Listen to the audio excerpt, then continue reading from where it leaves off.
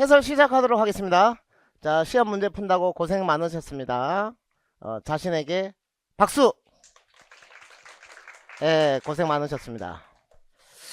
자, 문제를 이제 보겠습니다.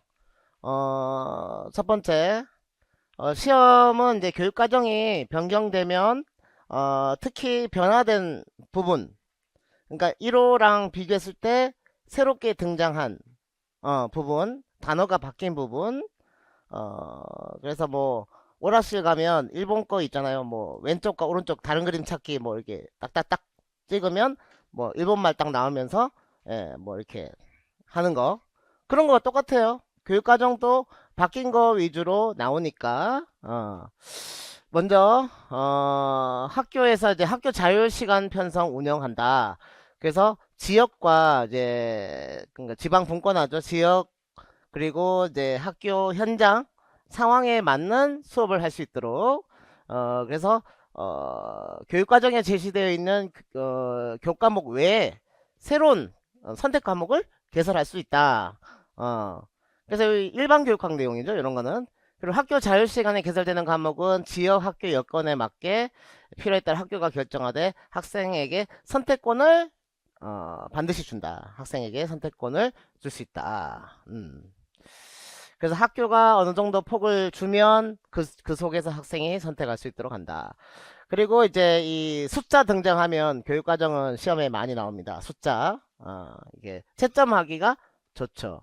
그래서 연간 34주를 기준으로 해서 1년을 총 34주 교과별 및 창의적 체험활동 수업 시간에 그 중에서 이제 학기별 1주 학기별 1주 분량의 어떤 수업 시간을 확보해서 운영한다. 보통 이제 1학년 1학기 뭐 요때 요때 많이 이렇게 하는데 이제 그 한 학기 통으로 한다든지 아니면 이렇게 1년 동안 꾸준히 한다든지 하는 방식으로 대신에 그 시간의 어떤 총량은 정해준다는 거지. 34주를 기준으로 학기별로 한 주, 학기별 한 주, 이렇게. 그래서 여기 숫자 부분은 다 쓸 수 있도록 해야 되고, 또, 그리고 이제 학생들에게 적성 미래를 탐색하고 학습의 즐거움을 경험할 수 있도록 자유학기하고 진로 연계 교육을 편성을, 해서 운영한다. 해서 진로 연계는 보통 3학년 때 진로 연계. 그래서 고등학교 올라가기 전에 진로를 잘 설정할 수 있도록 하는 거고, 그리고 중학교 과정 중 한 학기는 자유학기를 운영하되 해당 학기의 교과 및 창의적 체험 활동을 자유학기 취지에 부합하도록 편성 운영한다. 그래서 자유학기는 토의, 토론, 프로젝트 등 학생 참여형, 이렇게 학생 참여형 이런 것도 답이로 될 수 있는데 다만 이제 1호랑 동일하다는 거지. 1호랑 동일하게 한다. 학생 참여가 답으로 될 수도 있고, 그다음 학습 과정, 이런 게 이제 중요한 거고, 그리고 다양한 평가 방법을 활용하되 요 부분이 새롭게 등장한 겁니다. 일제식 지필 평가는 지향한다. 그래서 이 자유학기인데도 불구하고 체육 평가를 그냥 뭐 이렇게 지필 평가로 그냥 일반적인 수업처럼 하면 안 된다는 거죠. 그래서 일제식 지필 평가는 지향한다. 일제라는 게 그냥 동일한 문제, 학생의 어떤 개개인의 어떤 뭐 그런 것들을 고려하지 않고 그냥 교사가 중요하다는 거 딱 프린트 나눠주고 요거 그대로 외워라. 그리고 그대로 시험 치는 거. 그런 게 일제식 지필평가죠. 여러분들 학교 다닐 때 배웠던 거, 했던 방식, 그게 일제식 지필평가였습니다. 그렇게. 그래서 1호랑 비교했을 때, 이 계정, 1기학기를 자유학기로 편성한다. 자유학기를 타학기 학년에도 연계되도록 운영한다. 자유학년으로 가능하다. 2는 한 학기를 자유학기로 하고 자유학기를 진로 연계교육과 연계해서 한다. 자유학기 활동 영역은 이제 주진동에서 이제 주제와 진로 중심으로 축약했다는 거죠. 주제와 진로 중심으로. 그러니까 주제 선택, 진로 선택 이런 것도 다 답이 될 수 있는 거고.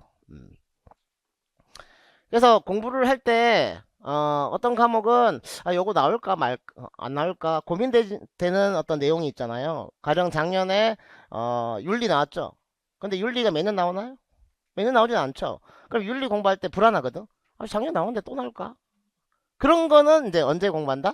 자기 직전에 몰아서 몰아서 하는 거고, 아침에 일찍 가장 먼저 해야 되는 거는 2022 총론과 강론을 하셔야 됩니다. 이거는 100%입니다. 100% 나오는 거는 여러분들이 집중력 좋을 때 아침에 특히 하셔야 돼요. 아침에 컨디션 잘 끌어올리셔야 되니까. 그래서 이제 2랑 1호랑 비교를 했을 때, 좌우로 비교했을 때 이 하남 카드가 멋진 게 1호랑 2를 비교시켜서 특히 바뀐 부분을 쉽게 눈으로 확인할 수 있도록 한 게 하남 카드의 장점이죠. 여러분도 치료해 주잖아요. 그쵸? 예. 그렇게 되고요. 그리고 주제와 진로 중심이 된다는 거 있고, 그 다음에 일제식 지필평가는 지향한다가 새롭게 등장한 걸 알 수가 있고, 자기주도적 뭐 이렇게 제가 밑줄을 추가적으로 그어놨다. 그렇게 보십니다. 그리고 두 번째 이제 운동과 건강에 대한 내용이고, 기억력에 해당되는 용어. 체지방이 높아지면 건강이 위험하다. 유산소 운동을 통해서 지방을 산화시켜야 된다. 그래서 지방 산화가 중요하거든요. 신체에서 체지방이 이제 많아지면 혈관에 콜레스테롤이 높아지고, 그러면은 이제 일단은 성인병에 잘 걸리죠. 그래서 중요한 건 지방 분해 과정이죠. 지방 분해. 그 중성 지방을 이제 일단 지질 분해 과정을 통해 가지고 분해를 시키는데, 그 중에 이제 이 유릭이 해서 이제 활성화된 지방, 유리지방산을 분해시키는 그 과정. 그래서 결국은 지방의 아세틸 조효소 A, 아세틸 코아 조효소 A 되는 과정, 요게 베타산화 과정이죠. 베타산화 과정. 그래서 지방을 분해하면은 요게 탄소가 요런 형태로 이렇게 이어져 있는데, 자리가 이제 탄소 이 자리가 알파 자리와 베타 자리가 있는데, 이 베타 자리에 두 개씩 끊어 가지고 이게 분해시킨다. 분해시키는 걸 쉽게 얘기하면 산화된다 말이 쉽게 얘기하면 분해된다라는 건데, 뭐 전자나 뭐 수소를 이렇게 잃어버리는 과정. 그래서 베타 산화 과정. 이렇게. 그래서 이렇게 하는 이유는 미토콘드리아가 크기가 작기 때문에 미토콘드리아 안으로 이렇게 분해된 지방을 이게 미토콘드리아 속으로 넣기 위한 과정이라는 거지. 작은 단위로. 베타 산화 과정. 그래서 먼저 지방 분해를 잘 보셔야 된다. 지질 분해는, 근육은 중성지방을 직접 산화할 수 없다. 중성지방은 지방 세포에서 발견되지만 호르몬에 민감하다는 거지. 다른 여타 호르몬에, 에피네프린, 노르에피네프린, 뭐 성장 호르몬, 코티졸, 그런 호르몬에 민감하다. 그리고 그렇게 해서 분해되면 유리지방산과 글리세롤이라는 형태로 분해가 되고, 그래서 지방은 이제 일단 글리세롤이라는 이 몸통에다가 유리지방산이 세 분자가 연결됐다. 이렇게. 그래서 호르몬과 리파제에 분해되게 되면은 글리세롤 하나, 그 다음에 세발낙지, 유리지방산 3개.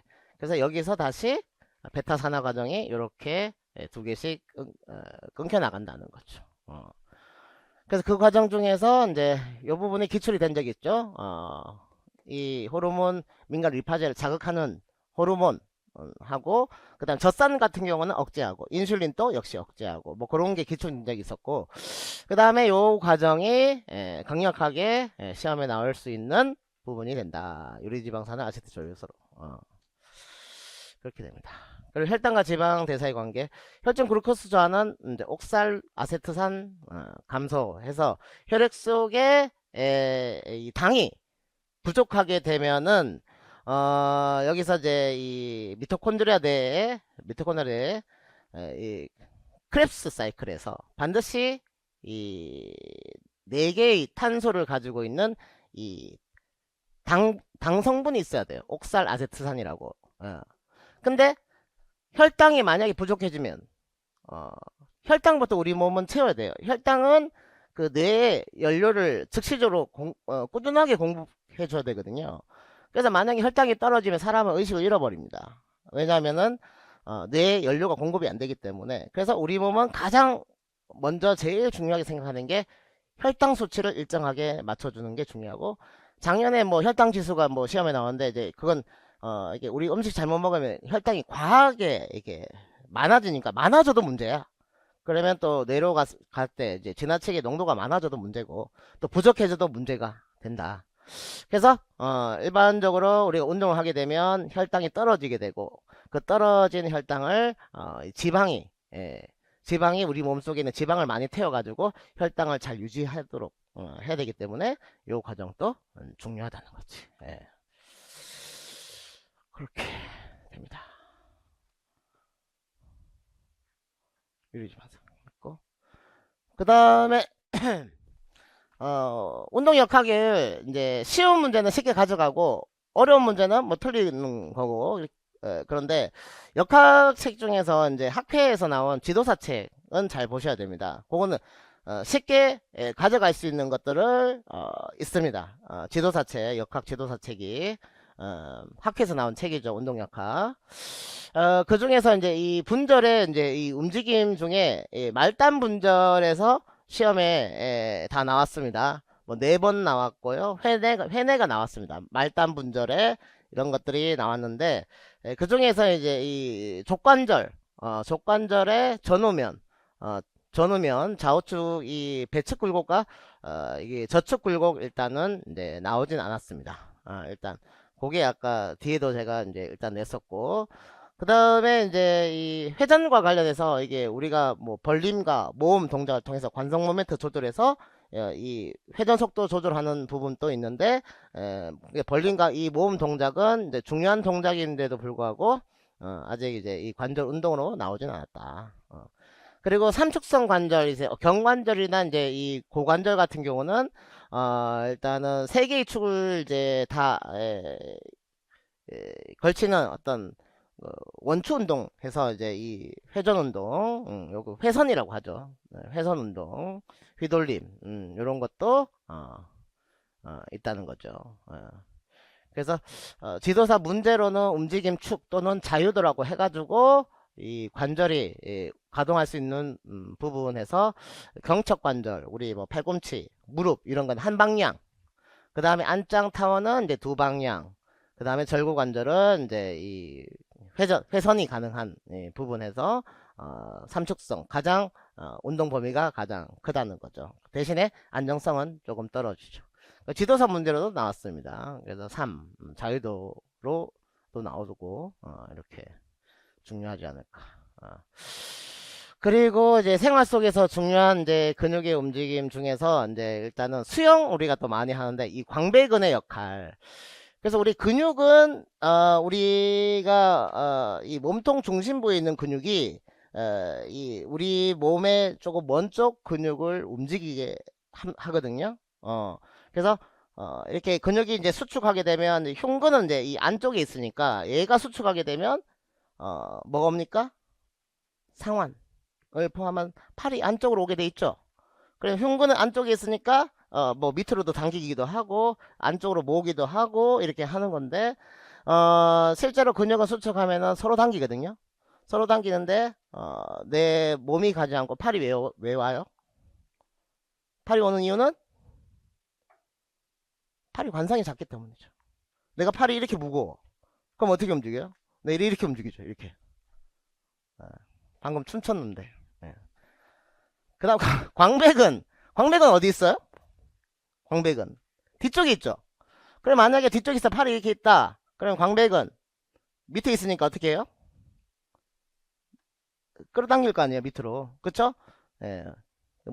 모음을 이렇게 한다는 거지. 그 수영할 때 뭐 그런 동작을 뭐 이렇게 많이 하나 봐요. 수영할 때. 이 광배근을 많이 활용하나 봐, 수영할 때. 예.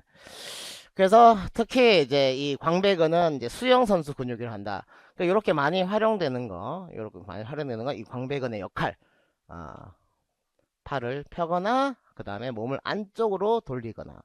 그래서 광배근은 이 팔보다 이 안쪽 밑으로 있기 때문에 밑으로 끌어당기는 역할을 한다. 수영할 때 그런 이제 위에서부터 밑으로 끌어당기는 동작이 많이 있으니까. 그래서 학계책에 있는 겁니다. 학계책에. 그렇게 된다.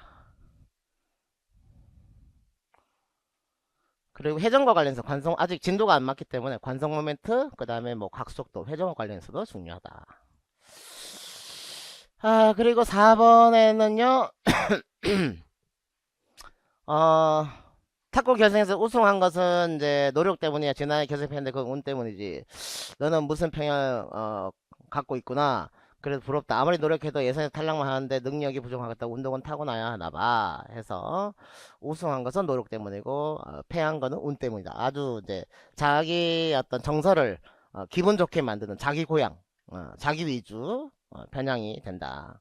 그래서 승리는 내부에 두고 패배는 외부에 두고 이렇게 정신 건강에 좋잖아요. 그쵸?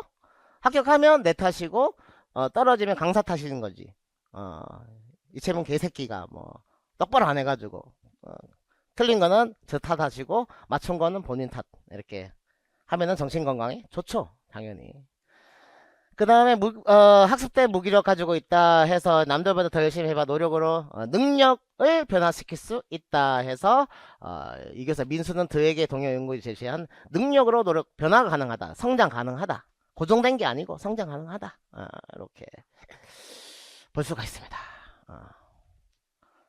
그 다음 5번의 역학 A에서 B로 움직일 때 해서 앉은 상태에서 데드리프트 이렇게 하는 과정 보면은 A에서 B, B 몸통은 그대로 세운 상태로 유지가 되고 있고 척추 세운군.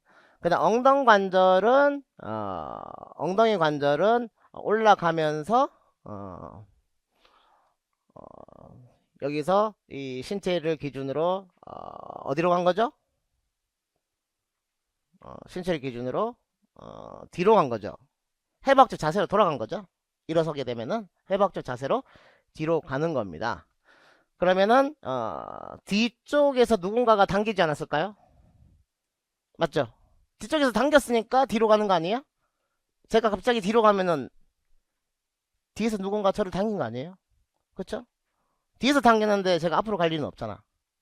그러면 이 하태가 뒤로 간다는 것은 무슨 뜻이죠? 무슨 근육이 당겼다? 뒤에 근육이 당겼기 때문이다. 육상 선수들 제자리 차려 스타트 땅 하면은 무슨 근육? 대둔근이 하태를 뒤로 움직인다. 그렇죠? 그 다음 무릎을 볼까요? 무릎은 해박적 자세를 기준으로 해가지고 이렇게 어디로 움직였어요? 앞쪽으로 이게 딱 움직이잖아. 그쵸? 여기서부터 그러면 해박적 자세로 여기도 마찬가지 돌아가는 상황입니다. 이 자세가 해박적 자세니까. 그래서 해박적 자세 돌아가게 되면 이거를 우리가 신전이라고 하는 거지. 근데 무릎을 보면은 앞으로 갔어요? 뒤로 갔어요? 하태가 전방으로 갔죠? 그러면은 근육이 어디에 붙어 있어요? 뒤에 있어요? 햄스트링? 작년에 답이었는데 아니겠지. 뭐 대퇴사도 앞쪽에 있는 근육이 당겼다. 앞쪽에서. 그래서 이 앞쪽 근육이 발달하면 뭐가 돼요? 제 사이즈가 작아가지고 티가 안 나죠. 이렇게 앞에 근육이 당기니까 앞으로 가는 거죠. 그래서 100m 출발할 때 제자리 점프할 때 다 뭡니까?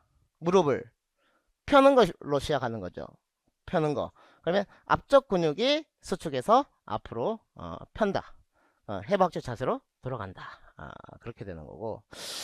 그 다음 결국은 이제 출제를 하려고 했던 거 발목 관절. 그 발목 관절의 이 운동이 저는 좀 중요하다고 생각하고 그 다음에 신전 단축 주기하고도 조금 관련이 있다. 100m 달리기 할 때 신전 단축 주기와도 관련이 있다.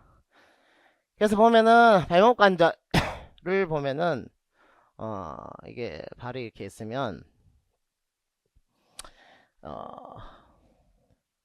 앉아 있으면 이렇게 앞으로 좁혀져 있습니다. 근데 서게 되면은 이게 각이 그 이전보다는 더 간격이 넓어져 있어요. 그래서 일단 하태를 장축을 기준으로 봤을 때 얘가 안쪽에 있다가 이제 멀어지는 발바닥 아래쪽으로 내려가는 형태를 취하게 됩니다. 그래서 족이 밑으로 내려가는 거지. 예, 발바닥 쪽으로 내려간다는 거지. 예, 발등 쪽으로 올라가는 게 아니고 발바닥 쪽으로 내려간다.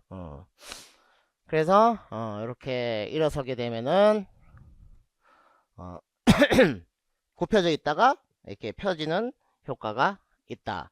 그러면은 이제 우리가 발을 봤을 때 예, 하태를 움직이는 거, 하태를 움직이는 근육을 봤을 때 앞쪽의 근육은 이 발을 어디로 움직일까요? 위로 당기는 역할을 할 것이고, 그 다음에 뒤쪽에 있는 근육은 얘를 어떻게 아래쪽으로 당기는 역할을 할 것이다. 그럼 점프할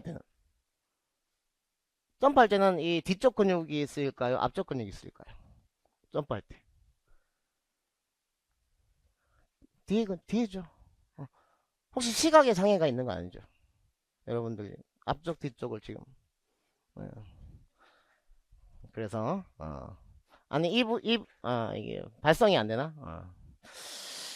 그래서 이제 장단지 비복근 요게 이제 장단지 비복근 뒤쪽에 있다는 거죠. 정경골근은 앞쪽에 있는 거고 앞쪽에서 이렇게 당기는 역할을 하는 거고. 그래서 멀리뛰기 착지할 때 안전을 위해서 정경골근에 미리 이렇게 수축을 하게 되면은 착지할 때 발바닥이 밑에 있으면 약하니까 디디다가 부상당할 수도 있으니까 멀리뛰기 착지할 때 피드 포워드라고 하죠. 운동학습 제어에 시각을 통해서 미리 안전을 위해서 미리 당기는 역할을 하는 게 뭐 정경골근에 의해서 이렇게 발목을 미리 당기는 역할을 하는 거고, 일반적으로 우리가 달리기를 할 때 가장 많이 사용하는 형태가 이게 족저죠. 발바닥 굽힘 굽힘 또는 족저 굴곡이고, 그 다음에 그 주동근은 비복근의 역할이 중요하고, 신전단속주기 때 특히 비복근의 역할이 중요하다. 그렇게 보시면 됩니다. 그 다음 6번은 뭐 2015, 2022 개정 교육과정에서 매번 수업중 언제 마시고 뭐 이렇게 이 전체가 어떤 출석 점검만 활용하는 게 아니라 매번 수업 시간마다 활용되는 거 해서 상규적인 활동, 일상적인 활동을 규칙을 만들어 가지고 구조화시키는 것 이렇게 되는 거고, 그 다음에 니은은 수업과 무관한 계획과 무관한 일에 빠져버린다 해서 탈선. 그러니까 스포츠 교육학 2 교육과정 말고 2에서 제일 열심히 봐야 되는 게 뭘까요? 파트가 눈만 뜨면은 이제 제일 먼저 펼쳐야 되는 것, 학자로 치면 시덴탑. 시덴탑이 최고입니다. 왜? 페이지당 출제되는 확률이 매우 높고 단 한 번도 출제가 안 된 적이 없어요. 그래서 책만 펼치면 뭐부터 봐야 돼? 시덴탑.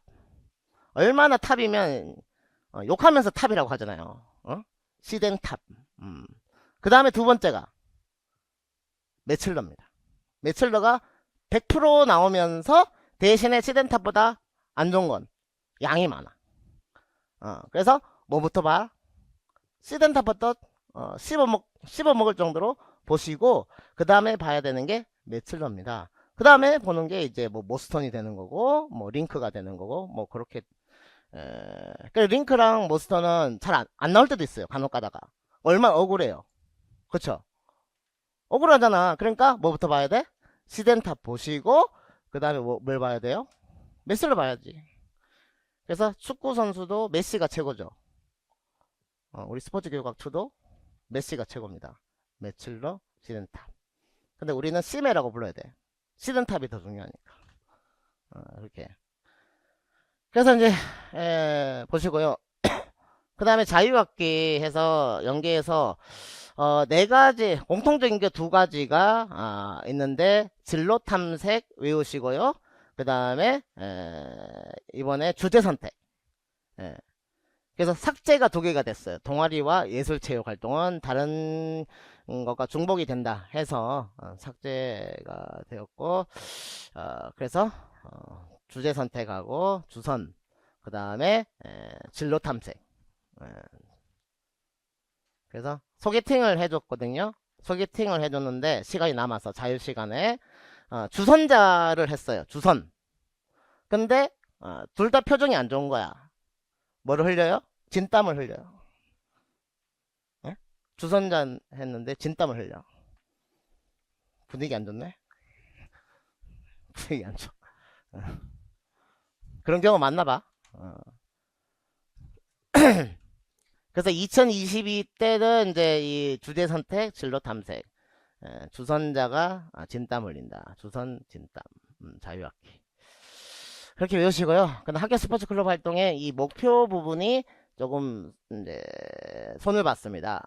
그래서 학생의 건강 심신 발달하고요. 편성한다. 2020년 학교 3속에서 스포츠 문화를 지속적으로 향유한다. 스포츠 문화를 지속적으로 향유한다. 그래서 체육의 어떤 내재적 가치를 강조하는 이 스포츠 문화를 지속적으로 향유한다. 이렇게 변경된 부분입니다. 그리고 지금 교육과정이 학교 스포츠 클럽 활동과 관련해서 이번 8월 달에 새롭게 또 고시됐습니다. 이번에. 그래서 1호로 돌아가는 겁니다. 1호에서 2로 이렇게 연간 34시간 운영한다고 매학기 한다고 작년에 또 출제가 됐죠. 근데 지금 8월 달에 변경했어요. 어떻게 된다? 원래대로 다시 돌린다. 1호에서 갔다가 다시 이걸로 하겠다고 이미 고시가 됐습니다. 요걸로 2024년 8월 16일로 개정했다 라고 고시가 됐거든요. 근데 우리 교육청에서 이거 시험 진도를 어디까지 했냐면 2024년 8월 16일이 아니라 2022년 12월 21일 날 그 총론에까지만 출제하겠다고 이미 교육청에서 공고했기 때문에 이 내용은 이제 몰라도 된다. 근데 혹시나 미친 척하고 또 뭐 이렇게 모르지 뭐 우리는 씨. 예. 이런 얘기 나오면 2024 뭐 이게 개정 뭐 이렇게 이런 말이 나오면 원래대로 돌아간 걸로 아시고 그런 말이 없다. 그러면 이건 작년에 이미 건드려졌기 때문에 이걸로 잘 안 건드릴 것 같고 뭐 요런 거 해줘야지. 이런 거 바뀌었으니까 해줘야지. 그 다음 7번에 보면은 이제 작년에 교육과정 생태형 스포츠 생태형이 나왔잖아요. 그쵸? 생태형이 이제 교육과정 생태형이 빈칸으로 나왔는데 생활환경, 자연환경이 또 세분화되어 있습니다. 생활환경, 자연환경. 그 요거와 관련된 사회학적인 스포츠 분류 했을 때 이 극복 스포츠가 해당된다는 거지. 극복 스포츠가 이 환경에 대한 극복이기 때문에 맥킨토시에서 일단 출제될 수 있고, 환경 극복과 관련된 이제 이 까이아가 이제 일링커스가 조금 관련이 있지 않을까. 약간 어지러움, 현기증 이런 걸로 조금 관련 있지 않을까. 그렇게 생각을 해봤습니다.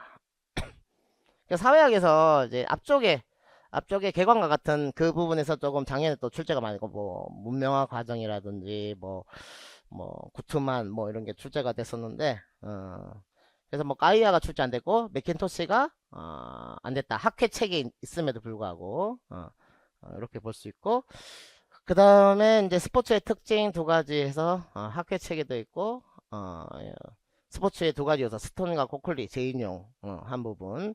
그래서 놀이적 요소와 극적인 스펙터클 구경거리 요소가 있다.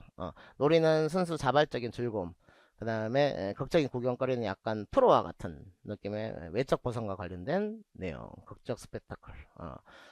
학회 책에도 있고, 이게 그림과 관련된 거는 무조건 출제가 됩니다. 그게 언제냐의 문제지.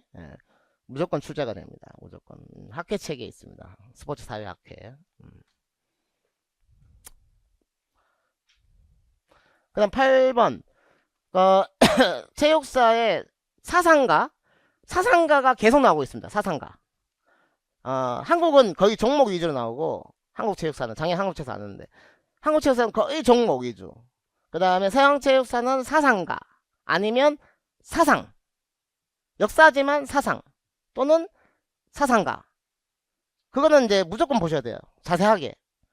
작년에도 토마스 아퀴나스 이렇게 중세시대 체육을 안 중요하게 생각했다 하고 저는 중세시대 토마스 학계책 저기 한한카드 토마스 아퀴나스 빼버렸거든요. 중세는 안 중요하다고 하는데 근데 그걸 내더라고 또 토마스 아퀴나스를 사상가를요.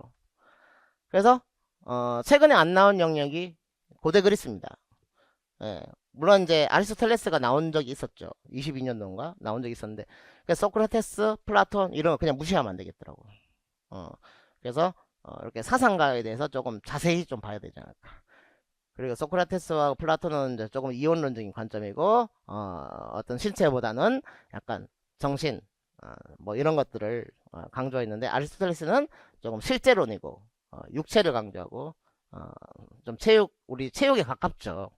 탁월성 출제가 되었었고 그래서 약간 고대 화랑도와 조금 유사성이 있는 단어를 중심으로 이게 출제를 해봤습니다.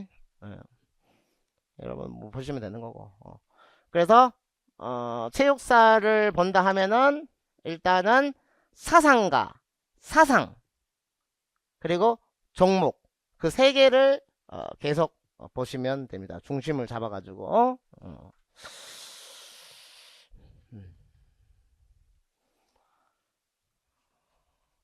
그 다음에 출면의 교사지식 출면의 교사지식 중에 최근에 안 나온 거 보니까 지도 방법 내용 교육 목적 지식인데 교육 목적 지식은 이제 조금 그냥 철학 목적 너무 쉬울 것 같고 내용과 지도 방법이 그나마 조금 좀 변별이 되지 않을까. 그래서 내용 교수법과 그 다음에 지도 방법 지식을 일단 구분을 해야 되거든요. 근데 내용 교수법 지식이 제일 출제가 많이 됐어요. 그러니까 내용 교수법 지식은 특정한 내용이 일단 들어가야 돼. 축구, 배구 이렇게 들어가야 돼. 그러면 일단 내용이 있는 거고. 그래서 요 두 개를 섞으면 내용 교수법이 되는 거죠. 가나를 섞으면. 근데 가에는 일반적인 어떤 지식, 모든 교과에 적용하는 지식, 특정 내용과 관련 없는 공통적인 어떤 지식 중심으로 특정 내용이 아니라 그냥 교수법이죠. 주의 집중, 정보 전달, 학생들 관리 기술 그런 거. 근데 특정 내용이 없어. 그게 이제 지도 방법이고 나에서는 가르칠 내용 요소죠. 교육 과정에 보면 내용 체계 안에 그 내용 요소 중심으로 있는 것들이 내용 지식이다. 그 다음에 다에서는 이제 2022 계획 총론 부드러운 문서를 표현할 수 있는 지식이 명제적 지식이고 우리 내용 체계 선정 원리에 보면은 이제 명제적 지식, 방법적 지식 그렇게 나와 있잖아요. 그래서 그 주제가 좀 나오지 않을까? 그게 매칠러의 세 가지 수준 명제적, 절차적, 상황적 지식 그렇게. 그래서 교육과정 2022 교육과정과 관련이 있기 때문에 요걸 반드시 좀 알고 있어야 되지 않을까 그렇게 생각합니다. 그 다음 10번 저는 이제 개인적으로 학생들이 체육 수업을 재밌게 하고 수업에 몰입할 수 있는 게 좀 제일 중요하다고 생각하는데 이 재미와 관련된 이 재미, 전념, 이 몰입. 그래서 몰입은 좀 나왔죠. 근데 이제 김병준 교수님의 그 정석책에 보면은 이 재미와 이 전념 요소가 있습니다. 그래서 이제 재미와 관련된 부분에서 내적 요인이 있고 외적 요인이 있는데 외적 요인이 일단 사회적 소속감 느끼는 거. 그 다음에 내적 요인 두 가지가 있는데 속달 성취하고 그 느끼는 감각 그 자체, 동작 감각. 그래서 요게 이제 자결성 연속체에 보면은 내적 동기 안에 보면은 과제 성취, 그 다음에 감각 체험 그 두 개랑 조금 매치가 좀 되지 않을까. 숙달 성취, 동작 감각. 그래서 뭐 재미에 빠지는 사람들 보면은 계속 하면서도 성취감 느끼고 그다음 하는 그 플레이 자체에서 기분 좋은 느낌을 가진다는 거지. 예. 그다음에 소속감. 그리고 이제 가로 안에 디귿은 이제 이 전념, 전념과 관련해 가지고 요소해서 재미를 느껴야 되고 가치 있는 게 얻어야 되고 투자를 많이 해야 돼 개인적으로. 그 다음에 사회적 지지, 격려, 지지 요게 또 중요하다는 거지. 예. 그렇게 되고.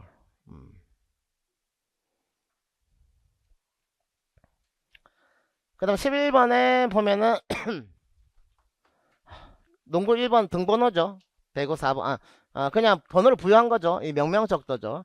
리커트 척도에서 0.3점 이런 것들은 서열 척도죠. 그냥 크기만 나타낼 뿐이지 실제로 그 숫자가 의미 있는 건 아니다. 그리고 이제 민수의 경우 팔굽혀펴기 기록에 대한 해석이 만약에 팔굽혀펴기 기록에 한해서 2배 많다라는 건 가능합니다. 해석이 가능해요. 팔굽혀펴기 기록에 한해서 2배 잘했다. 기록이 2배 많다. 이건 해석이 돼. 근데 팔굽혀펴기를 시켜놓고 요거를 근지구력이 2배 된다라고 얘기하는 건 문제가 있다. 그래서 이 해석이 뭐냐를 잘 보셔야 돼요. 해석이 뭐냐. 그래서 이 기록을 가지고 근지구력이라고 해석을 하게 되면 이건 절대 0점과는 조금 관련이 없습니다. 팔굽혀펴기 0개 해도 근지구력은 있을 수 있거든요. 매달리긴 할 수 있거든요. 1초라도.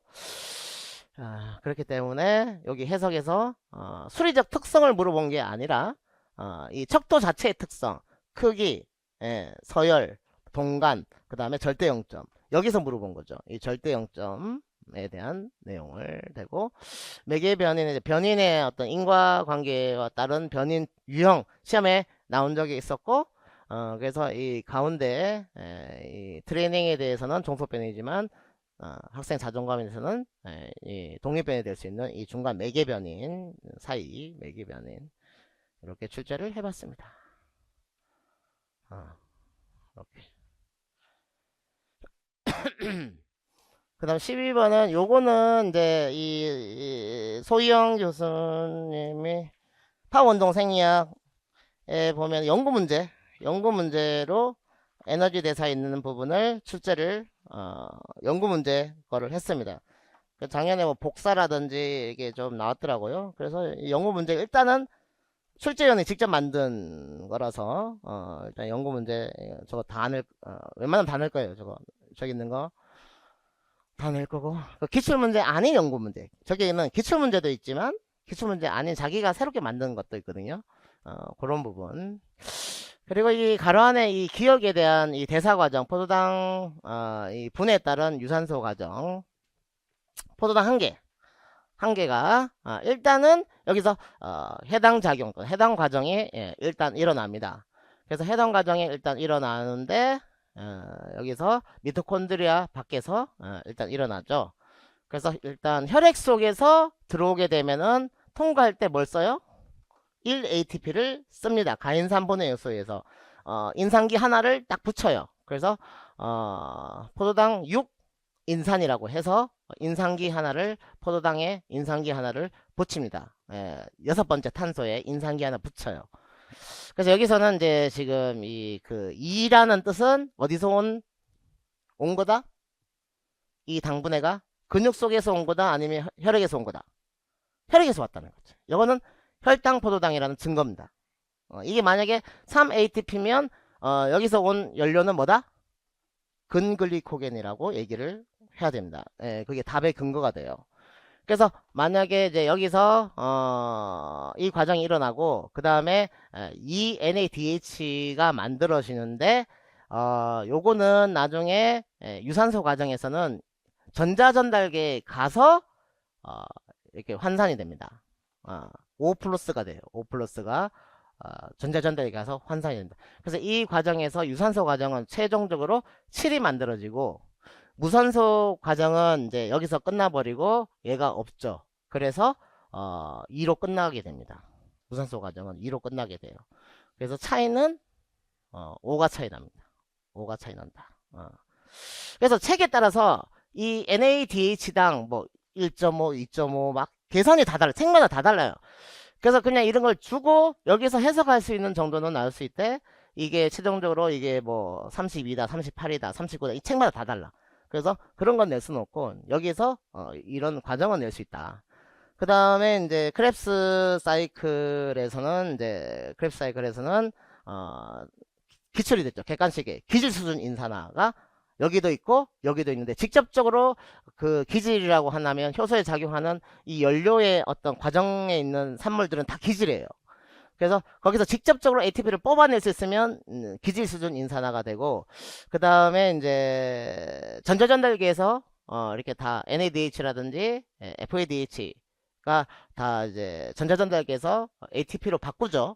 바꾸면 그건 산화적 인산화 과정인데, 여기서 크랩 사이클은 여기 산화적 인산화 과정에 기여하는 NADH, FADH도 있지만 GTP라는 게 또 존재해서 여기서부터 직접적으로 ATP를 만들어낼 수가 있다. 그래서 두 분자의 GTP가 만들어진다. 어, 연구 문제.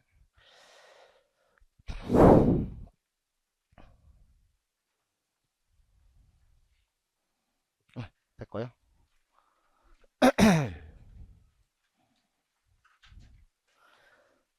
그 다음에 이제 매출러 해서 요거 예전에 피드백 제공 수치 기술된 건데 그거 빼고 나머지 낸 겁니다. 나올 만한 거 피드백 제공 수칙에서 출제됐던 게 구체적 피드백이 많아야 된다.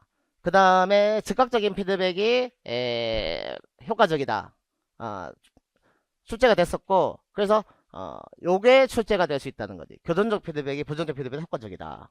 너 못했어. 그거보다는 이런 부분을 바꿔 나가면 되지 않을까? 그렇게 되는 거죠. 그 다음에 숙련된 그 학습자하고 초보 학습자 이런 거는 아예 서술하라고 나올 수도 있을 것 같아요. 그냥 근데 그 이전의 기출은 이 숙련된 학습자하고 초보 학습자는 이제 뭐 이게 차이를 안 두고 거기에 대해서는 그냥 동일한 조건으로 두고 다른 부분을 출제했는데 이거라든지 피드백이 많을수록 좋다라든지 아니면 상황에 따라서 빈도 이런 거 출제가 충분히 될 수가 있다.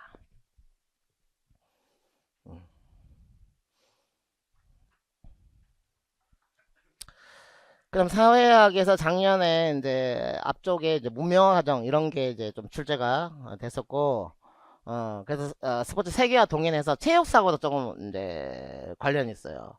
어떻게 이제 이 세계적으로 예, 확산이 되었는가? 그 제민종태라고 해서 제국주의. 그 일단 영국에서 제국주의 식민지화 시키고 그다음 민족주의 거기서 저항해서 살아남으려고 민족주의. 예, 우리나라도 일제강점기 때 민족주의가 있었죠. 살아남으려고 그걸 더 적극적으로 취했다는 거죠. 제민. 그다음 종교적 이유로 그래서 개화기 때 종교적 이유로 우리나라에 들어왔죠. 강건한 기독교주의가 전파를 하기 위해서. 그 다음에 테크놀로지 진보 해서 시험에 낼 만한 게 일단은 제국주의, 민족주의, 그 다음 종교 안에 강건한 기독교주의 이런 것들이 다 출제가 될 수 있겠다는 생각을 하게 됩니다. 그 다음에 이제 의사종교, 스포츠 의사종교 이건 임원장 교수님 책에 있는 건 주의 근마가 있어요. 주의 근마. 주의해라 그 새끼를 근마를 이렇게 해가지고 의사가 수술보다 종교에 빠져 있어? 그러면 주의해야 되겠죠. 주의 근마. 그래서 주물은 물체입니다. 주물은 물체로 소유하는 것. 그래서 밑줄이 어떤 특정 지폐라든지 번호 그런 거 주물. 의식이 시험에 가장 나올 확률이 높지 않을까? 많이 하니까 그래서 시합 전 후에 파이팅 외치거나 승리한 날 있었던 행위를 그대로 그 행위를 따라하는 것. 의식 그 행위를 따라하는 것. 이거 많이 하니까. 그리고 수업 때 우리가 파이팅 잘 외치고 하면 좋잖아요. 그쵸? 파이팅. 금기는 그걸 하면 안 되고 특정 행동을 하면 안 되고 의식은 특정 행위를 하는 거고 금기는 그 행위를 하면 안 되고 의식은 그 행위를 하도록 하는 거고, 그렇게 보시면 될 것 같아요.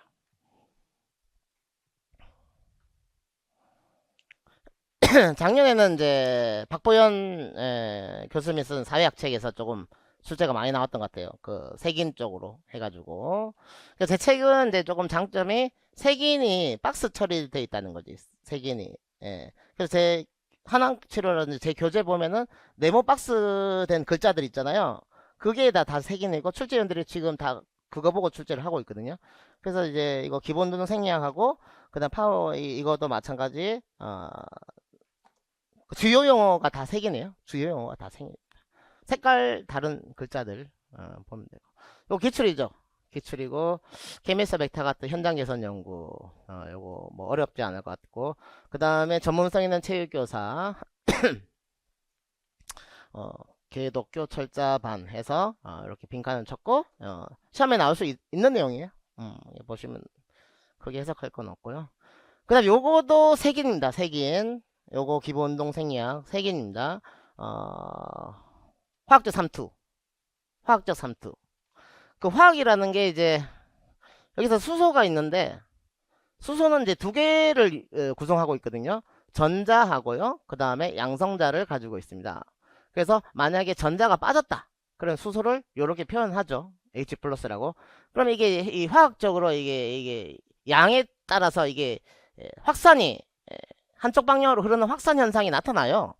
그래서 전자전달계에서 ATP를 생성하는 과정이 NAD와 FAD가 전자 두 개를 운반하면서 이 전자 두 개가 지나갈 때 이 내막에 있던 이 막사의 공간 쪽으로 수소 양성자를 이제 이동을 시켜요. 그러면 이쪽에 고농도의 수소 양성자 농도가 만들어져요.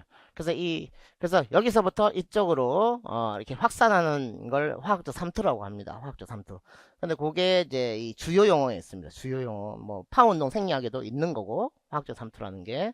그 다음에 기본운동 생리학에 주요 용어 해설이 있습니다. 그래서 유산소 ATP 생산을 설명하는 메커니즘이고 전자들이 전자 따라 움직임의 미토콘드리아 내막을 따라서 NADH와 FADH2로부터 유리된 수소 이온을 그래서 여기서부터 내막 외부로 방출하면서 에너지가 생성한다. 수소 이온이 핵심입니다. 수소 이온이. 수소 이온이 그 화학 삼투의 핵심이거든요. 수소 이온 농도. 수소 이온. 그래서 해당 과정이 지속되려면 파워 운동 생략 이런 해석이 있잖아. 수소 농도가 충분하지 않다면 산소가 있다면 하고 산소가 부족하다면이라는 게 있고 수소 농도가 충분하지 않다면 수소 농도가 충분하지 않으면 이 과정이 일어날 수가 없어. 화학적 삼투가 날 수가 없습니다. 그렇게 보시면 되고요. 그 다음에 요것도 파워 뉴 운동 생리학의 연구 문제입니다. 기출 연구 문제 제가 말한 게 기출 문제를 그대로 놔둔 게 있고 그 다음에 기출 문제 말고 이 교수님이 기출 안 된 문제를 새롭게 넣은 게 있거든요. 그래서 그 기출된 거 그대로 나오긴 어려운데 그 새롭게 등장한 것 중에 몇 개가 출제가 될 수도 있다. 그 중에 하나입니다. 그래서 우리가 연료가 장소로 봤을 때 혈액과 근육 내부로 볼 수 있는데 급할 때 빨리 쓰는 게 어디 있다? 근육 내에 있다. 급할 때 빨리 쓰는 거. 그래서 근중성 지방이라든지 아니면 근글리코겐이 급할 때 빨리 씁니다. 그리고 이제 여유가 있으면 혈액에서 끌고 와요. 혈당, 유리지방, 혈장, 유리지방산이 가장 여유가 있을 때 천천히 끌어오는 거고, 그 다음에 혈중, 포도당, 이렇게 여유가 있을수록 일단은 혈액 속에서 끌고 옵니다. 근육 속은 급할 때 써야 되니까 강도가 높을수록 쓰는 거고, 그 다음에 지방과 그 다음에 탄수화물 중에 급할 때는 탄수화물, 여유가 있으면 상대적으로 지방, 그렇게 되는 거죠. 그래서 두 개 정도 외우면 되지 않을까. 가장 낮은 강도에서 많이 기여하는 거 뭡니까? 혈중 유리지방산. 그다음 가장 강도가 높을 때 기여 많이 하는 게 뭡니까? 근글리코겐. 근육 속에 글리코겐이 가장 강도가 높을 때 기여를 많이 한다. 근데 조금 특이한 게 있어요. 근중성지방이 올라가다가 떨어지는 걸 볼 수가 있어요. 올라가다가 이렇게 떨어지는 거. 그래서 강도가 근육 속에 있는 건 이제 근육 속에서 급할 때 써야 되는데 강도가 떨어지면은 그 이유는 이제 젖산이 많이 만들어지면 이 중성지방 분해를 억제합니다. 그런 기전이 또 있어요. 어. 그래서 일단 강도가 높을 때 크게 기여하는 거. 강도가 높으면 근육 속의 역할이 크구나. 근데 그럼 근중성지방은 왜 떨어지느냐?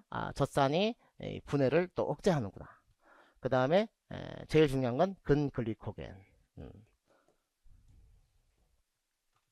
그렇게 됩니다. 그래서 문제 출제를 제가 중요하다고 생각하는 것보다는 최대한 객관적이고 조금 전문가들이 어떤 강조하는 부분을 제가 출제하려고 애를 쓴다는 점, 음, 아시겠죠? 예. 제 생각이 중요합니까? 제 생각보다는 전문가들의 생각이 더 중요하기 때문에 그런 것들을 적극적으로 반영하려고 한다. 그 다음 사회학 이론, 작년에 사회 이론 나오면 올해 안 나올 확률도 있는데, 만약에 나온다면 어디서 나오겠습니까? 작년에 어디서 나왔죠? 구조기능 나왔죠. 집합표상. 그 다음에 신체 소외, 갈등 이론 나왔죠. 그러면 올해는 상해적 상호작용이라든지 비판 이론 쪽에서 만약에 나온다면 나올 확률이 좀 더 있지 않을까. 그래서 그 부분에서 출제될 만한 게 뭔지를 조금 봤는데, 비판이라서 예전에 이제 출제가 된 게 이게 답으로 이제 그러니까 던져줬죠. 도구적 이성을 던져줬습니다. 어, 효율성을 강조하고, 인간의 자아 실현보다는 그냥, 도구적으로 이용하는, 형태로, 출제가 됐고, 그 다음에 또 하나가 만약에 나올 수가 있다면, 어, 문화산업. 문화산업. 문화산업의 하나로 스포츠 비판해서 이 문화산업 형태로 문화산업이 조금 답으로 되지 않을까. 문화산업. 어, 상업적 관람 스포츠를 주된 비판 대상 합니다. 그러니까 이걸 딱 보면은 이게 상업하는 순간 갈등 이론이라고 답을 할 수도 있거든요. 예, 그게 조금 주의를 해야 되는 거죠. 그래서 산업 자체가 산업 자체가 갈등 이론이니까 경제. 근데 여기서 이제 대상이 이제 문화라는 거지. 대상이 문화라는 거. 문화라는 거는 이제 일단 비판 이론의 주요 관심사거든요. 비판 이론. 경제 같은 경우는 갈등 이론의 주요 관심사지만 그래서 문화 산업의 하나로 삼았고 상업적 관람 스페이스 전체주적 대중 집회 모델로 평가한다.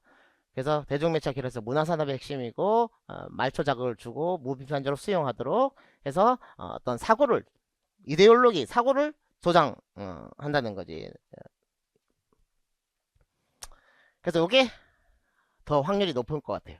실제로 문화산업 여기 빈칸될 수도 있고 아니면 그냥 도구적 이성 될 수도 있습니다. 그래서 제가 이제 좀 중요하다고 생각하는 거를 작년에 출제를 했는데 정답까지 그냥 순서대로 똑같이 이제 한 거가 있었고 이제 그냥 답 그대로 똑같이 낸 것들이 좀 있어요. 그래 작년에 출제원이 그렇게 거부감을 느끼지 않는구나. 예? 그렇게 뭐 저를 배척하지는 않는구나 그 생각했어요. 다시 저에게 사랑을 주시나 출제원들이 저한테 또 이제 뭐 이렇게 은혜를 베푸시나 이런 생각을 했어요. 그래서 기회가 왔다. 기회가 왔다. 그래서 생각을 했습니다. 그렇지만 이제 막 너무 설치고 다니면 안 되니까 요러, 요렇게 그냥 이렇게 이 정도는 특히나 더 이렇게 주고 답을 안 내고 옆에 거 제가 내고 이건 여러분들이 또 수업 때 알고 계시고 이렇게 하면 되지 않을까요? 그 다음에 이제 그러면 상대 상호작용이 나올 수도 있거든요. 상대 상호작용이 나올 수도 있고 거기서 이제 쿨리가 조금 관심이 가더라고요. 쿨리가 관심이 가고 그 집단 이거 얼마나 답으로 내기 좋아요. 1차적 집단 또는 원초적 집단 그리고 2차적 집단 그래서 자아상을 형성하는데 이 1차적 원초적 집단이 큰 역할을 한다. 내 주변에 친구나 가족이나 이런 친밀감 있는 사람이 나의 어떤 자아 형성에 큰 역할을 한다. 거울자 요소.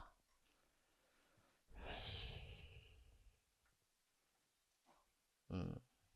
그래서 문화산업으로 바라보는 관점에서 비판이론은 이제 사람들이 미디어 수용자가 능동적이고 선택적이보다는 자국에 단순하게 반응하는 수용자 해서 이 군중이라는 형태로 인식을 했는데 실제적으로는 공중이 사람들은 비판적으로 해석하고 공중이라는 거지. 그냥 군중은 그냥 모인 사람들, 그냥 그 감정적으로 그냥 휩쓸리는 사람들이 군중이고 공중은 스스로 비판적으로 생각하고 독자적으로 해석하는 거. 그래서 뭐 뉴스에서 막 이렇게 뭐 윤석열 정권에 대해서 막 옹호하고 이렇게 해도 사람들은 저 새끼 저거 씨발 저거 제정신 아닌데 곧 깜빵 가겠는데 비판적으로 생각하거든요. 사람들은 공중이거든요.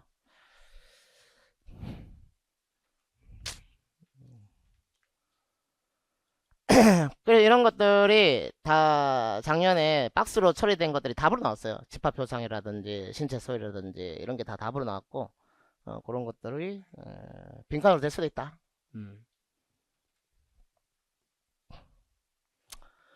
그 다음 7번에 체육교과위원 작년에 시험에 나온 게 뭐가 나왔어요 작년에 얘기 나왔죠. 스포츠 문화 스포츠 과학 진로 선택 과목에 1학점 운영 가능한 거 요거 나왔죠 작년에. 요거 나왔습니다. 근데 올해 이제 100% 나올 게 뭐냐 융합 선택이죠. 새롭게 등장한 거. 그 이전에 없던 거잖아. 지금까지 이런 게 무조건 나왔거든요. 근데 작년에 이걸 안 건드렸어요. 그래서 올해는 스포츠 생활 1, 스포츠 생활 2가 답으로 무조건 나올 겁니다. 100%. 100%. 많이 안 나오면 이제 시험 끝나고 전 맥살 잡으러 오세요. 진짜. 스생 1, 스생 2. 그럼 스생 1, 스생 2를 구분하게 하는 거는 이 여기 있는 과목이 어떤 범주, 내용 범주 그까지 외우고 있어야 돼요. 요거는 자세히 충분히 나올 수 있습니다. 이거 외우는 방법 알려드릴 것 같은데 뭐 생리로 어쩌고저쩌고 됐는데 생리로 뭐 했던 것 같은데 그래서 기억의 숫자는 특목고 필수학점 10학점 이거는 확률이 좀 적지. 사실은 이게 똑같으니까 바뀐 게 없으니까. 근데 바뀐 게 있다. 1학점에 대한 개념이 바뀌었습니다. 요건 나올 확률이 있어요. 1학점에 대해서 이건 체육쌤이 알아야 되는 거지. 17에서 뭘로 바뀌었다? 16으로 바뀌었습니다. 그래서 17에서 단 학교가 자율적으로 운영할 수 있는 여지를 줬어요. 근데 이제 여기서 2022에서는 확실하게 그냥 16회로 바꿔버렸습니다. 17에서 16을 양을 줄여줬어요. 현실적으로 조금 운영 가능하도록 보통 1시간 정도 다른 행사로 아마 못하는 경우가 많았을 거야. 그래서 그냥 현실적으로 16회로 바꿨다. 기억해야 됩니다. 1학점에 대한 의미. 예. 그래서 한 학기가 총 17주로 보는데 한 학기를 그냥 16주로 한 주를 자율적으로 줬다는 거지.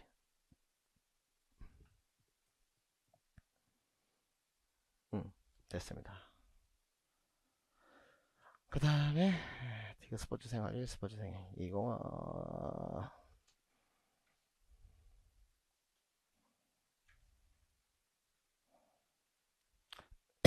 그래서 1호에 비해서 저기 운영할 수 있는 그 기본 단위도 어떻게 됐어요?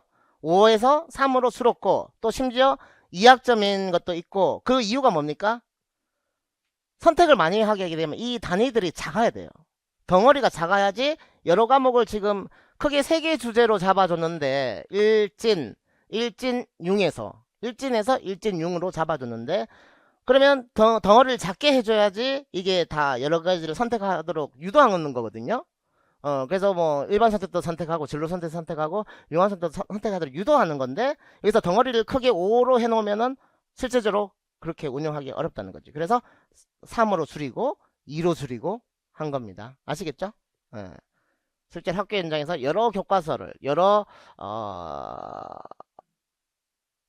진짜 실제적으로 선택을 많이 하도록 이러고 보면 좋은 게 뭐냐면 출판사가 좋아요. 알죠? 여러 교과서를 사게 만드는 거지. 너무 상업적으로 얘기했나? 분위기 계속 안 좋네.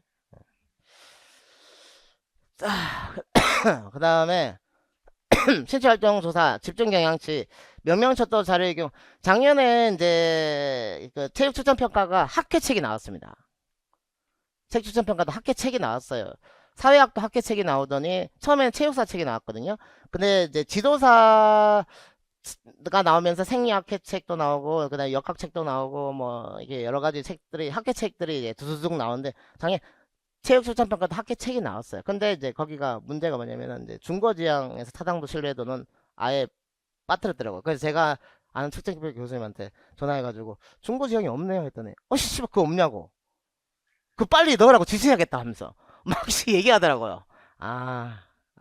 이게 그거죠. 사회적 태만이지, 사회적 태만. 협동학습 모의 단점 뭐 이런 거지. 나 몰라라, 나 몰라라. 넣어야 되겠네? 이렇게 하면서 하시더라고. 어. 그래서 이제 명령척도의 경우 신속히 알 수 있도록 그 이제 학계책 보고 중복되는 건 이제 거기서 좀 냈어요. 우리 뭐 물론 우리 교재도 있죠. 그래서 명령척도는 체빈치로 하고 그 다음에 점수가 일부 극단값이 나왔다. 극단값은 양 사이드에 지나치게 편중된 어떤 점수가 나왔다는 건데 그러면은 이제 서열상 이제 가운데 거 가운데는 그냥 양극단을 고려를 하지 않는 거니까 뭐 중앙치가 있었고 그게 또 기출됐죠. 그래서 분산도에서 4분위 편차랑 같이 기출됐습니다. 그러면 분산이라든지 표준 편차가 답이로 나올 수가 있거든요. 분산이나 표준 편차 이게 출제가 안 된 중앙값과 그 다음에 4분의 편차 말고 범위, 분산, 표준 편차, 변익에서 나왔고 이런 것들이 답으로 어떻게 나올 것인가 나온다면 어떻게 나올 것인가에 대해서 고민을 이제 하셔야 되는 거죠. 그래서 표준 편차는 신뢰롭다. 그리고 분산은 이 편차를 이제 제곱을 해서 합산을 한 거기 때문에 단위가 제곱이 되어 있습니다. 그래서 평균과 단위가 일치하지 않습니다. 근데 표준 편차는 루트를 씌워가지고 그 단위를 평균과 집중경향치와 단위를 맞춰줬어요. 그리고 분산은 그렇지 못하고 그런 특징을 알고 있으면 분산과 표준 편차를 구분할 수 있지 않을까 그렇게 생각을 합니다. 그래서 그런 어떤 언급이 있을 것 같아요. 그런 언급 학회책을 보고 제가 이렇게 쓴 겁니다. 네.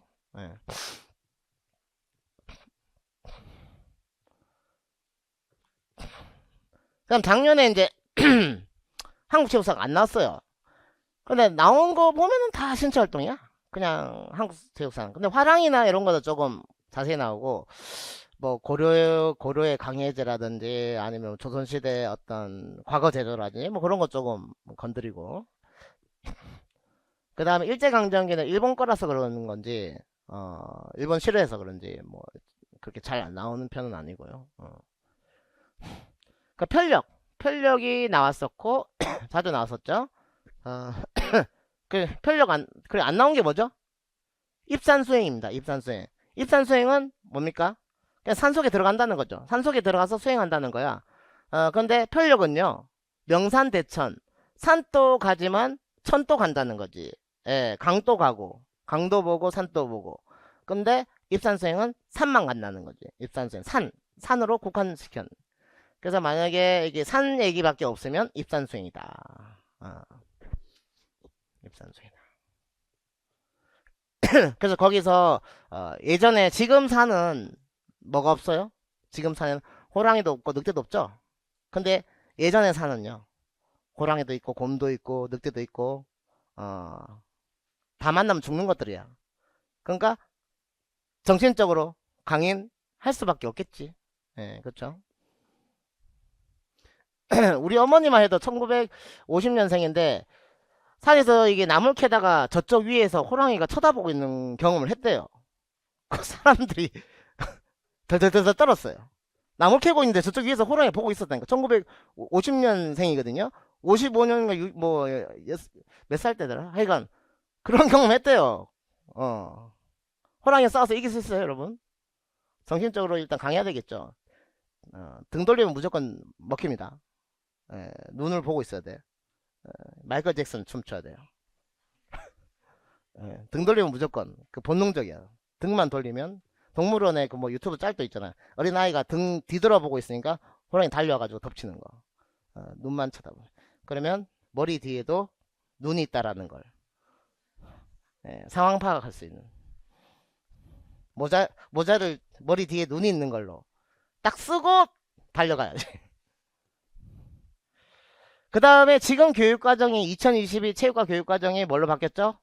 움직임 중심으로 바뀐 게 가장 큰 특징입니다. 그래서 그럼에도 불구하고 작년에 안 낸 느낌이에요. 작년에 총론에서는 이제 융합 선택을 안 냈고요. 그 다음에 핵심 그 다음에 체육과 교육과정에서는 움직임을 안 냈습니다. 움직임이 가장 큰 특징인데 불구하고 움직임을 안 냈어요. 그러니까 체육 원리에서 이 움직임 교육과 관련해서 안 냈습니다. 작년에. 그래서 제일 중요한 걸 2025년도 딱 적용을 올해 하니까 올해 내겠다는 어떤 느낌 같았어요. 제일 중요한 것들을.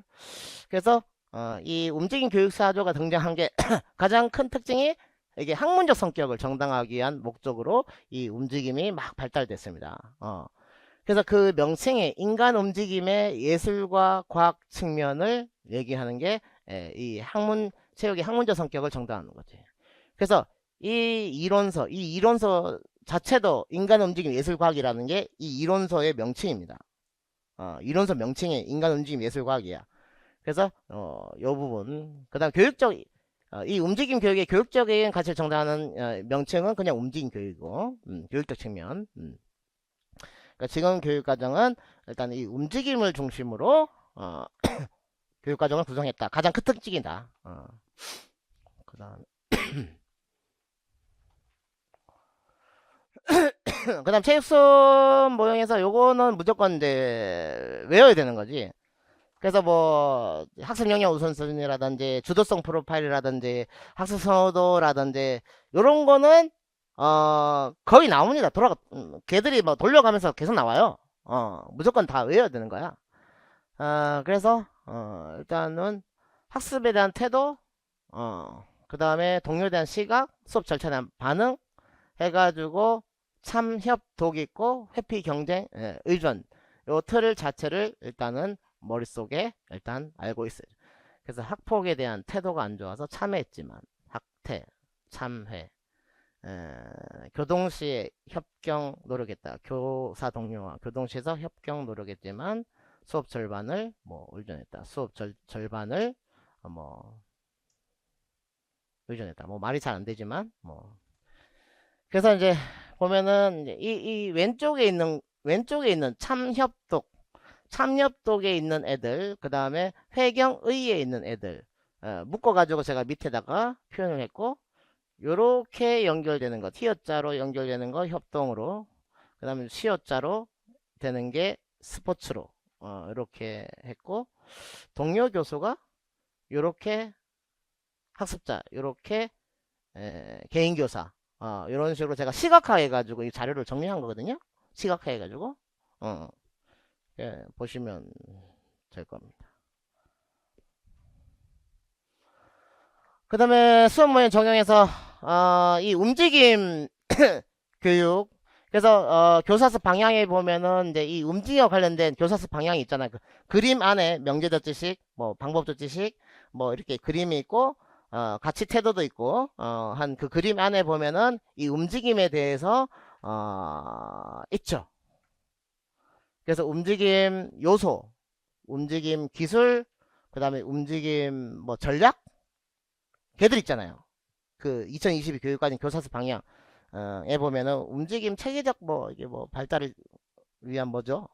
제가 못 외우고 있는데 하여튼 그 주제와 관련된 게 이 움직임 기능이고, 그게 탐구 수업 모형에서 이 움직임과 관련해서 생각하고 이 움직임으로 답변을 하는 형태로 수업을 많이 하기 때문에, 그래서 탐구 수업 모형과 관련해서 또 이 움직임 기능 자체에 대한 분류를 이해를 하고 있어야 질문을 또 할 것이고, 이런 것들을 답변으로 또 원하게 되는 거죠. 그리고 제가 이거 정리를 이 형태로 한 게 단어를 정확하게 기억하라는 거죠. 가령 움직임, 나머지는 다 기능인데 6번은 뭐죠? 움직임 주제고, 제일 마지막은 표현민 해석적 움직임이고 물체 조작이고 도구 조작, 비이동 기능, 이동 기능. 이 단어를 정확하게 기억하시라고 제가 칸을 만든 겁니다. 아시겠죠? 어. 실제 시험장에서 답 쓸 때 이렇게 쓰면 안 되겠죠? 도구 띄우고 뭐 조작 띄우고.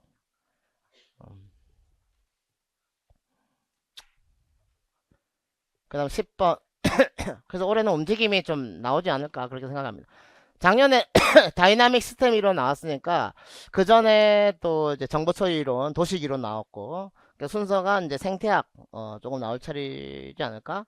생태학은 이제 이 지각에 대한, 환경에 대한 지각, 또 그다음 시각의 중요성 또 얘기한 거고, 그 다음에 정보 처리 이론에서 이제 뭐 힉스 또는 힉의 법칙, 에서 자극 반응 대한수가 많을수록 로그 뭐 A 관계가 로그 2의 n, 로그 2의 n의 관계에서 2의 배수에 따라서 자극 선택 2의 몇 제곱이냐에 따라서 반응 시간이 커진다는 거지.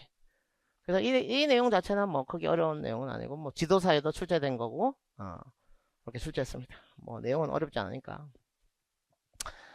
그 다음 11번에도 변인해서 이제 독립변인, 종속변인 있었고, 추가적으로, 종속변인에 영향을 주는 게 가해변인데, 가해변인을 통제하든지, 아니면 통제 못할 것 같으면 공변인을 취급해서, 그 결과치에서, 결과를 그냥 내고, 거기서 수치를 조정하든지, 결과에 대한 수치를 조정하든지, 아니면 새로운 독립변인으로 취급하든지 이원 변량이라고 하죠. 이원 변량처럼 그런 식으로 활용할 수가 있다. 그래서 원래 실험이라는 게 한 요인이 다른 요인에 영향을 주는 거를 확인하고 싶어서 실험을 설계했는데 또 다른 요인이 심각하게 영향을 끼친다. 그러면 그거를 그 변인이 가해변인데 가해변을 통제를 하든지 아니면 걔를 또 다른 독립변을 취급해서 뭐 변량 분석하면 이원 변량 2A로 한다든지 아니면 통제를 못할 것 같으면은 그냥 그 결과치를 내고 그 독립변인의 가해변인의 어떤 수치를 통해 가지고 결과를 조금 조정한다든지 이렇게 하는 방법이 있다. 자, 그래서 제가 진도표가 항암 치료를 근거로 진도표를 만들어야 되는데 그게 여러분들 합격으로 효율적으로 이끄는 어떤 그 진도표라고 저는 생각합니다. 반드시 시험에 꼭 봐야 되는 부분은 아예 그냥 한 그 란으로 만들어서 가령 뭐 시덴탑이라든지 뭐 매틀러라든지 뭐 중요한 것들은 그렇게 좀 볼 수 있도록 유도를 했으니까 잘 이게 한 달 동안 그 진도에 따라서 잘 따라오시면 나중에 나머지 한 달은 좀 자신감 있게 가지 않을까 생각합니다. 수고했습니다. 네, 감사합니다. 합격!